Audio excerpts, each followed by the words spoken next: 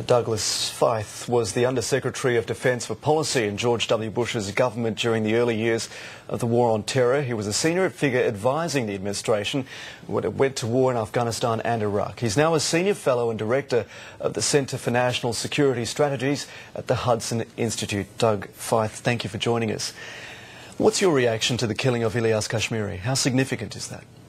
Well, he was known to be an important figure in the in al-Qaeda, and I think that it's a significant blow, especially coming on the heels of the successful attack against bin Laden, and it shows that I don't know whether the information that led to Kashmiri's killing came from the information that was collected at the time of the bin Laden raid, but the reports from the administration were that a very substantial amount of information came from the bin Laden raid and could lead to a long list of successful actions of this kind, and I'm sure it's making the terrorists nervous. Now, Ilyas Kashmiri was killed by a US drone, which that tactic does put Pakistan in a funny situation of publicly being furious about the invasion of its sovereignty, the use of US drones on its territory, while privately acknowledging that it's not capable of doing these sorts of jobs itself. How far can that relationship be stretched? Well, that's a serious challenge for both Pakistan and the United States.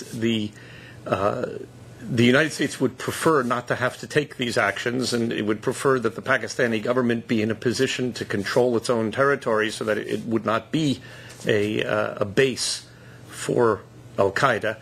But if it is going to be a base, then and if the Pakistani government's capabilities remain as limited as they are, then the United States has reserved its to take this kind of action to protect itself, and the Pakistani government, as you mentioned, is ambivalent about what's being done.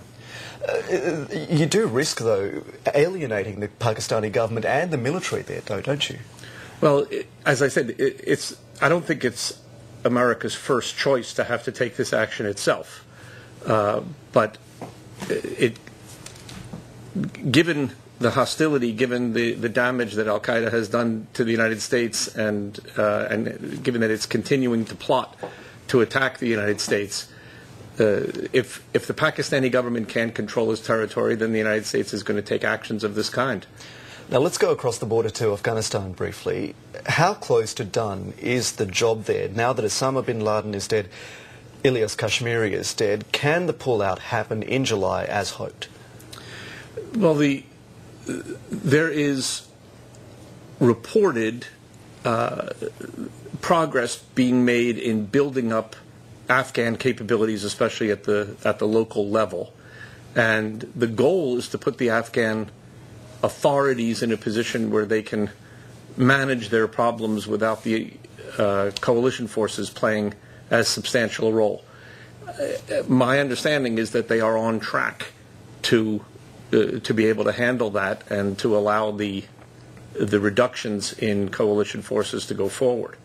How much credence do you give comments from observers in Pakistan who say that they're bracing for an American defeat in Afghanistan, and therefore they're hedging their bets by hosting the Taliban and Taliban militants in their country, just to use it as a strategic lever against India's influence in Afghanistan? Well, the hedging problem is serious, and one of the criticisms that was made of President Obama when he announced that there would be a deadline for the U.S. presence was the criticism that would encourage people in both Afghanistan and Pakistan to hedge against an American failure. I don't think we necessarily will fail. I don't think the intention is to fail, and I don't think that President Obama or any American president will necessarily stick to a 10 deadline. Years on, Well, but I don't think they'll necessarily stick to a deadline if it turns out that we're not ready, based on conditions on the ground, to make the withdrawals when the deadline arrives. But President Obama did announce a deadline, and I think that does, unfortunately, encourage some people to hedge. How could the US sort of tackle that relationship in a different way? Is it possible for the US to help, for instance, resolve the issues in Kashmir, which would go a long way towards resolving the suspicion that they have of each other, India and Pakistan, and also reviewing the US relationship with India over nuclear ties and in arms sales? Well, if you're asking would it be desirable that the Kashmiri problem be solved, the answer is yes, it would be desirable. But I don't see the United States playing a central role there. Longer term, how is the US likely to go in terms of leading on these conflicts in foreign territory? I know the appetite back home for you is certainly waning among the American public, and we've seen that express itself in involvement in Libya. How well can the US go with being involved in these conflicts and leading from behind or leading from the sidelines? Well, the United States has the U.S. government has certain responsibilities to the country, to take on certain missions, and protecting the United States against the terrorist danger is something that does have a fair amount of broad support in the United States. So I think that it's true that it's a long time since 9/11. The United States has done many things in the world, and there is a certain weariness. But and the risks with Iran and North Korea still remain. Absolutely, but there's not a clear alternative to taking action. I don't think any president of the United States wants to be in a position where he refuses to take the kind of action that could prevent major attacks on the United States. However weary we are of the burden, we have to carry the burden of defending the country. All right, Douglas Feith, we'll have to leave it there for now, but thank you for coming in. Good to talk to you.